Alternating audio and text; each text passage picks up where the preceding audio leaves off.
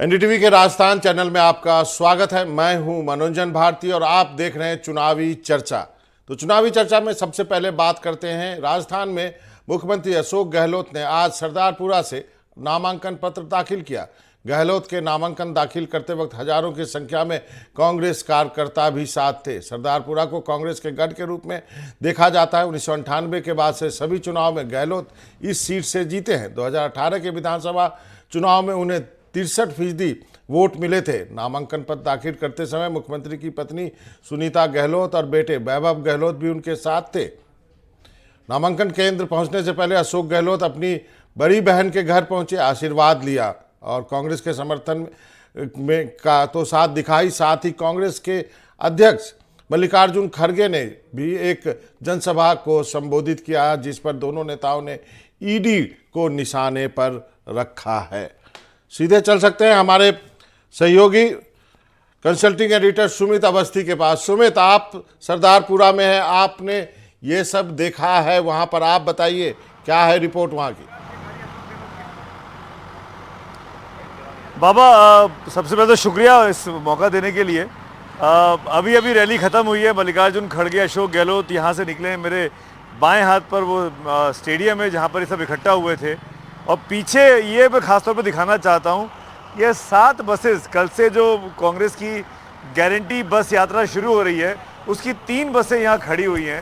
ये 7 जगहों के लिए निकलेंगी, 7 इलाकों को कवर करेंगी और अगले 20 दिनों का जो कैंपेन है जो 25 तारीख को ख़त्म होगा उस पर जाकर 7 गारंटियों के बारे में प्रचार प्रसार करने वाली हैं। वही 7 गारंटियाँ कि 500 रुपये का सिलेंडर की बात है, लैपटॉप की बात है, महिला मुखिया जो है उनको 10,000 रुपये महीने की बात है, हर साल में 10,000 रुपये देने की बात है। ऐसी 7 गारंटियों का प्रचार प्रसार और इसके अंदर हर क्षेत्र में 7 जो क्षेत्र हैं कांग्रेस के बड़े नेता, जो राज्य के भी बड़े नेता और केंद्र के बड़े नेता हैं, वो इसमें सवार होंगे। तो ये बस का इनॉग्रेशन ये पहली बार एनडीटीवी राजस्थान के दर्शक और देश भर के दर्शक देख पा रहे हैं। ये बसें स्पेशली बनी हैं जो कल से निकलनी है। इनका कल से जयपुर से औपचारिक तौर पर इनको आप कह सकते हैं कि चुनावी मैदान में उतारा जाएगा। आपने मल्लिकार्जुन खड़गे की बात की बाबा। एक मल्लिकार्जुन साहब खड़गे साहब ने जो भाषण दिया, करीब 30-35 मिनट बोले वो, और उसमें जो खास बात रही पूरी तरीके से राजनीति से लबरेज भाषण था और 4 बार उन्होंने ईडी, आईटी, सीबीआई के छापों का जो माहौल चल रहा है कांग्रेस पार्टी के नेताओं के ऊपर, चाहे वो राजस्थान में हो चाहे वो छत्तीसगढ़ में हो, उसका जिक्र किया। और वो रह रहकर इसके ऊपर आ रहे थे कि हमको डराया जा रहा है, हमको डरने की ज़रूरत नहीं है। यानी कुल मिलाकर वो साबित करना चाह रहे थे कि चुनावों में भारतीय जनता पार्टी केंद्रीय एजेंसियों के जरिए चुनाव लड़ रही है और कांग्रेस पार्टी को हराना चाहती है, पहली बात। दूसरी बात जो खड़गे साहब के भाषण की आप कह सकते हैं कि पॉलिटिकल हाईलाइट बाइट रही, वो ये, उन्होंने कहा कि नरेंद्र मोदी साहब कहते हैं कि मैं चाय वाला हूँ, मैं ओबीसी हूँ। बोले मैं तो दलित हूँ, मैं तो उनसे भी पिछड़ा हूँ। बोलते उनके हाथ की दी हुई चाय तो कोई पी भी लेता है, हमारे हाथ की दी हुई चाय तो कोई पीता भी नहीं है। तो उन्होंने अपने आप को नरेंद्र मोदी से एक पायदान नीचे रखा, ये दिखाने में कि मैं और लोअर कास्ट का आदमी हूँ और मेरे पास ज़्यादा लोगों की सहानुभूति की, हमदर्दी की ज़रूरत है। इस तरीके से बीजेपी पर लगातार वो हावी रहे। अशोक गहलोत के लिए कई सारी उनकी पुरानी जो स्कीम्स थी, food for security, RTI, education की बात जो पहले 5 सालों में रही उनको गिनाया, ये जो 7 गारंटी है उनको गिनाया। लेकिन एक चीज़ और हाईलाइट करना चाहूँगा, आखिर में जब वो नारे लगवा रहे थे तो उन्होंने एक बार भी ये नारा नहीं लगवाया या उनके मुंह से नहीं निकला, शायद सोच समझ के था कि अशोक गहलोत को ही अगला मुख्यमंत्री बनाना है, ये नहीं कहा। उन्होंने ये भी नहीं कहा कि अशोक गहलोत ही मुख्यमंत्री होंगे, ये भी एश्योरेंस नहीं दिया गया।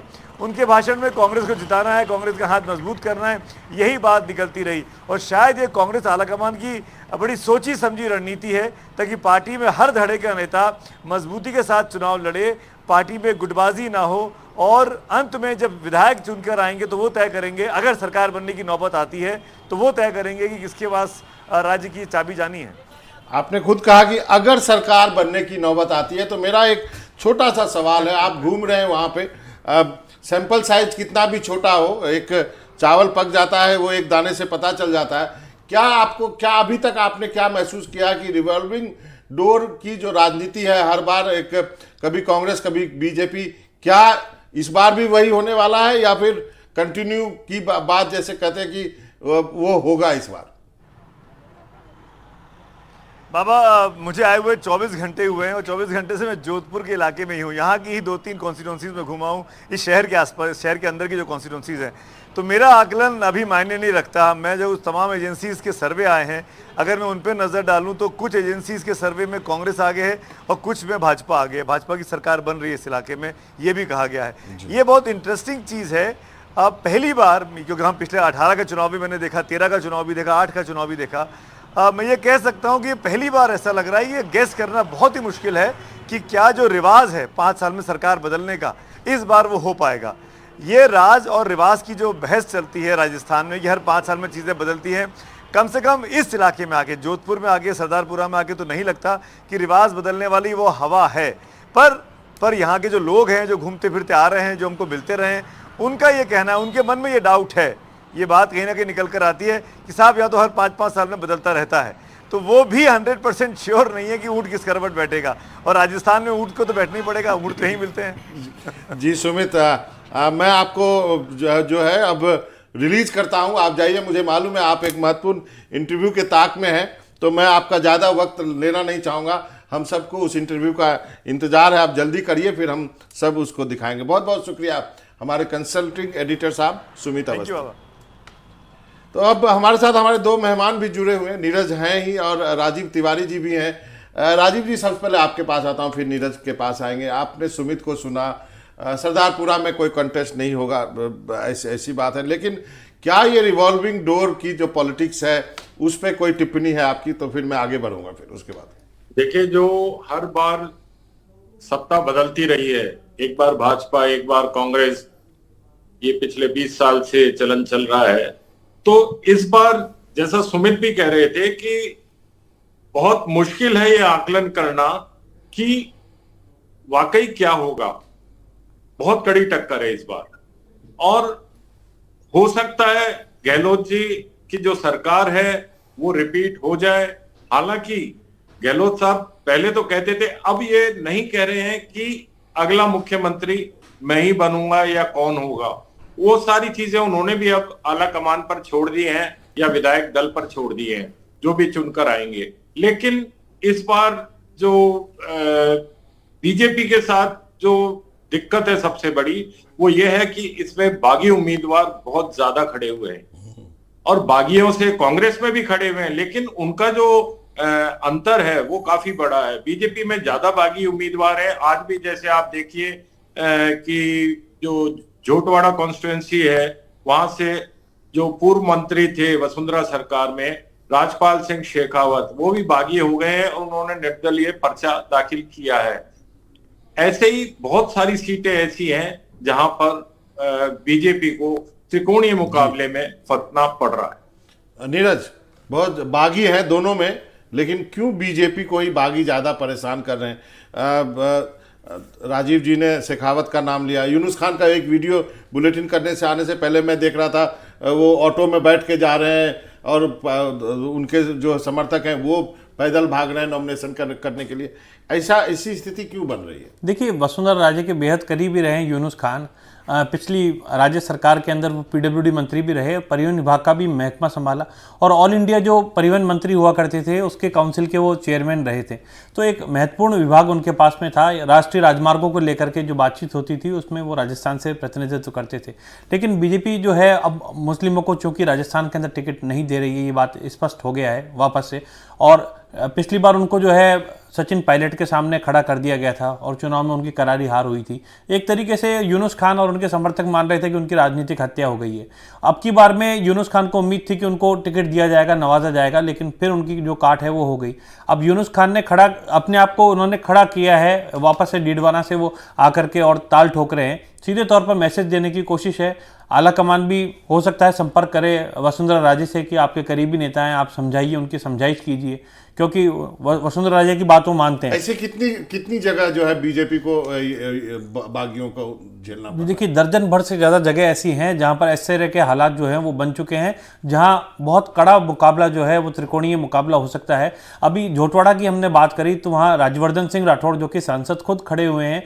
झोटवाड़ा सीट पर आशु सिंह सिरपुरा भी अपना नामांकन जो है वो दाखिल उन्होंने किया। साथ ही दूसरे जो उम्मीदवार अभी जिनका जिक्र राजीव तिवारी जी कर रहे थे, तो उन्होंने भी अपना नामांकन कर दिया। राजपाल सिंह शेखावत भी वसुंधरा राजे के पिछले कैबिनेट के अंदर मंत्री रहे थे और उनका भी राजपूत चेहरे, ये दोनों राजपूत चेहरे हैं, तो एक राठौड़ के सामने दो ये राजपूत चेहरे खड़े कर दिए। कांग्रेस की ओर से वहां अभिषेक चौधरी को टिकट दिया गया है, युवा कैंडिडेट है।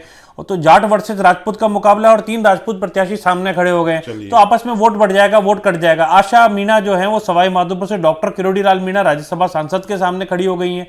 तो पिछली बार में वो कैंडिडेट थी, तो मीणा समाज से वो भी आती हैं, तो मीणाओं के वोट अगर वहां फट गए, 2 भाग हो गए बीजेपी के, तो निश्चित रूप से डैमेज हो जाएगा। तो ये तमाम चीजें हैं जिनका नुकसान जो है वो पार्टी को हो सकता है। इसके अलावा कई ऐसे सीटें हैं जहां पर बीजेपी कैंडिडेट्स को नुकसान ये कैंडिडेट पहुंचा सकते हैं। और जैसा कि सांचौर में हमने देखा देवजी पटेल का कितना जबरदस्त विरोध रहा, तो दानाराम जीवाराम और उनके समर्थक जो हैं वहां पर एक बड़ी लॉबी है, वहां बहुत बड़े संख्या में, हजारों की संख्या में समर्थक है। तो इनका क्या होगा ये चुनाव में देखने वाली बात है। अच्छी बात है। हम कांग्रेस के बागी की भी बात करेंगे, लेकिन पहले अशोक गहलोत साहब को सुन लेते हैं। आज उन्होंने रैली की और अपना नामांकन भी किया है, उसके बाद राजीव जी के पास चलेंगे। गहलोत साहब को सुनते हैं। आज लोकतंत्र खतरे में है, संविधान की धज्जियां उड़ रही है, ईडी, इनकम टैक्स, सीबीआई के दबाव में है। इतनी इंपॉर्टेंट एजेंसी है जो आर्थिक अपराधियों के लिए काम आनी चाहिए, उसकी बजाय सरकार गिराने के लिए, सरकार बनाने के लिए काम आ रही है, तंग कर रही है। आप बताइए, दूताशाह जी के बेटे क्या कसूर है? वैभव गहलोत बैठा हुआ है, 1 रुपया इसका नहीं दुनिया के अंदर लगा हुआ, और आप उनको ईडी के नोटिस दे रहे हो, बुला रहे हो वहाँ पर। ये जो तंग कर रहे हैं ना, ये गांव-गांव में बात पहुँच रही है। छत्तीसगढ़ में भूपेश बघेल के यहाँ 6 महीने से ईडी बैठी हुई वहाँ पर। ये पूरे देश में तहल का आतंक मचा रहेगा ईडी का। ईडी, इनकम टैक्स, सीबीआई की क्रेडिबिलिटी खत्म करें लोग, और आप देखना ये मुद्दा बनेगा इन चुनाव के अंदर। लोग बर्दाश्त नहीं करेंगे कि आप निर्दोष लोगों को जाके तंग। राहुल गांधी आए थे भारत जोड़ो यात्रा में, 4 बातें कही थी: महंगाई, बेरोजगारी, प्यार, मोहब्बत, भाईचारा सभी जाति धर्म के बीच में, अमीर बीच के बीच में खाई नहीं होनी चाहिए।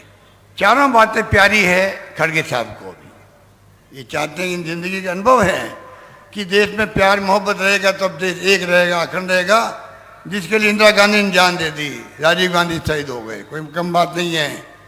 आज जो ये बोलते हैं हमारे दिल्ली के नेता मोदी जी वगैरह, टारगेट करते उस फैमिली को, परिवार को, जिस परिवार ने जान दे दी, कुर्बानी कर दी, पर देश को एक रखा, अखंड रखा, खालिस्तान नहीं बनने दिया, और पाकिस्तान 2 टुकड़े कर दिए, बांग्लादेश बना दिया। आज क्या बोलते हैं, इनको शर्म भी आनी चाहिए। किस रूप में बोलते हैं भाषा, कांग्रेस मुक्त भारत की बात करते हैं, गांधी परिवार को टारगेट बनाते हैं। इनको पता नहीं, इतिहास में स्वर्णिम अक्षरों में लिखा गया है ये त्याग बलिदान की कहानी। मैं अपनी ओर से, आप सबकी ओर से, हमारे सदैव खड़गे साहब का मैं हार्दिक स्वागत करता हूँ। मुझे खुशी है कि हमने आग्रह किया, जोधपुर मेरा जन्म स्थान भी है।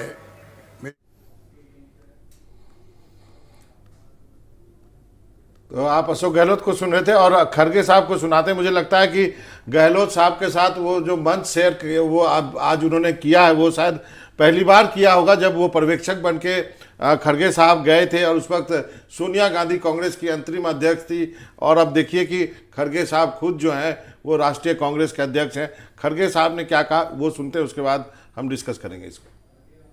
वो भारत सरकार में मंत्री रहे, राजस्थान में मुख्यमंत्री रहे, जिस भी भूमिका में उनको दिया, जोधपुर के लिए वो काम किया है। अगर मैं ये कहूं तो आपको उतना बुरा नहीं लगेगा।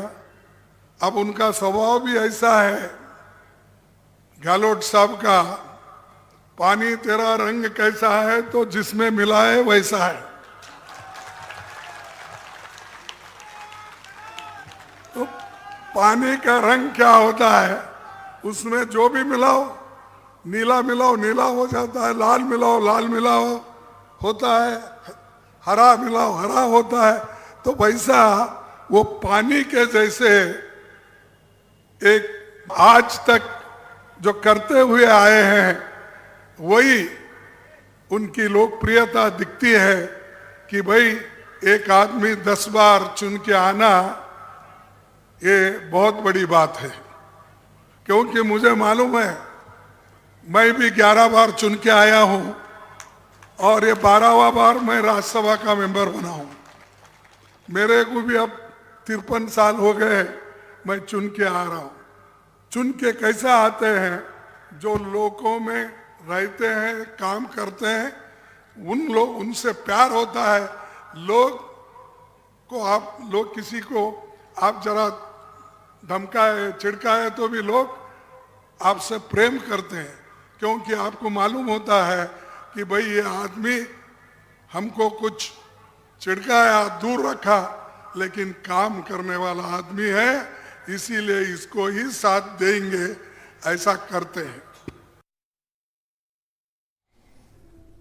तो फिर आप गहलोत साहब को के बाद जो है खड़गे साहब ने अपनी बात कर रहे थे। और अब हम चलेंगे राजीव जी के पास। राजीव जी, आपने सुना क्या कहा उन्होंने? गहलोत जी को कहा कि पानी के जैसा है अशोक गहलोत, जो भी रंग बनाओ मिलाओ उसी के रंग के हो जाते हैं। और दूसरी बात उन्होंने कही कि वोट कांग्रेस के लिए मांगा, गहलोत साहब का जिक्र नहीं किया, मतलब एज ए सीएम कैंडिडेट चुप रह गए, लोगों से कहा कांग्रेस को वोट दीजिए। इस पे आप क्या कहेंगे? देखिए, जैसे मोदी साहब जो हैं वो कमल के लिए वोट मांग रहे हैं, तो खड़गे साहब कांग्रेस के लिए मांग रहे हैं। दोनों ही पार्टी का ये स्टैंड है कि हम अभी से अपना मुख्यमंत्री चेहरा सामने ना लाएं। अब गहलोत जी के साथ तो एक एडवांटेज ये है कि वो मुख्यमंत्री हैं अभी प्रेजेंट में, तो चुनाव उन्हीं के नेतृत्व में ही लड़ा जाना है। लेकिन आगे कौन होगा अगर पार्टी जीत के आती है, तो वो अभी से डिस्क्लोज कोई भी नहीं करना चाहता। तो ना बीजेपी कर रही है ना कांग्रेस कर रही है। साथ ही जो गहलोत साहब ने ईडी, सीबीआई मैं ये जानना चाहता हूं, आप वहां बैठे हैं, क्या जनता के लिए क्या सच में ये कोई मुद्दा है? क्या जनता को फर्क पड़ता है क्या ईडी की कहां छापे मार रही है? नहीं, देखिए, फर्क तब पड़ता है अगर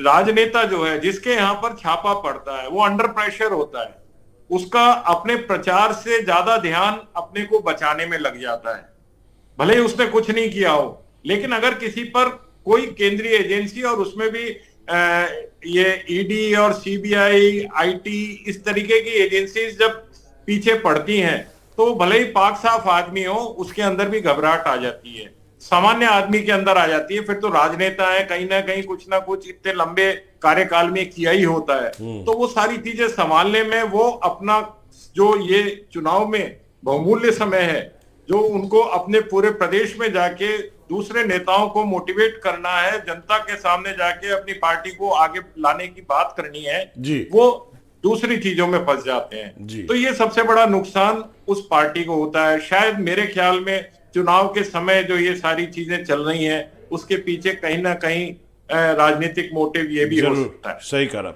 जी। आगे बढ़ते हैं। विधानसभा चुनाव को लेकर कांग्रेस ने अपनी 7वीं लिस्ट जारी कर दी है और सबसे बड़ी बात है कि शांति धारीवाल जो कि मंत्री थे, उनको कोटा उत्तर से सीट दे दिया गया है। और धर्मेंद्र राठौड़ को भी वो चाहते होंगे, गहलोत साहब उनके भी करीबी थे, उनका सीट कट गया है, उनका टिकट जो है वो कट गया है। और धारीवाल साहब के लिए तो एक इतिहास है कि किस ढंग से जब उस मीटिंग को लेकर के क्या क्या हुआ था। नीरज, अब आप बताइए, जोशी जी जो है वो टिकट नहीं पा सके, राठौड़ साहब का टिकट कट गया, धारीवाल, शांति धारीवाल टिकट ले गए, कैसे? देखिए, शांति धारीवाल जो है उनका नाम ही शांति कुमार धारीवाल है, और अशोक गहलोत जो है उनके बेहद विश्वसनीय और करीबी मंत्रियों के अंदर वो आते हैं। और सीएम गहलोत ने पहले से सार्वजनिक जनसभाओं के अंदर घोषणा कर रखी थी कि अगली बार दोबारा से शांति धारीवाल इसी सीट से चुनाव लड़ेंगे और जीत करके आएंगे। और ये जो विभाग है, यूडीएच विभाग जो है, ये भी नगरीय विकास आवासन विभाग भी इनके पास रहेगा, संसदीय कार्य विभाग इनके पास रहेगा। यहाँ तक कि विधानसभा सदन के अंदर भी जब सीएम अशोक गहलोत के ऊपर प्रश्नों की बारी आती है तो शांति धारीवाल ही गृह मंत्री के तौर पर उसका जवाब जो है वो देते हुए नजर आते हैं। सीएम अशोक गहलोत गृह मंत्री रहते हैं, लेकिन उनको अधिकृत किया जाता है कि आप इसका जवाब दें।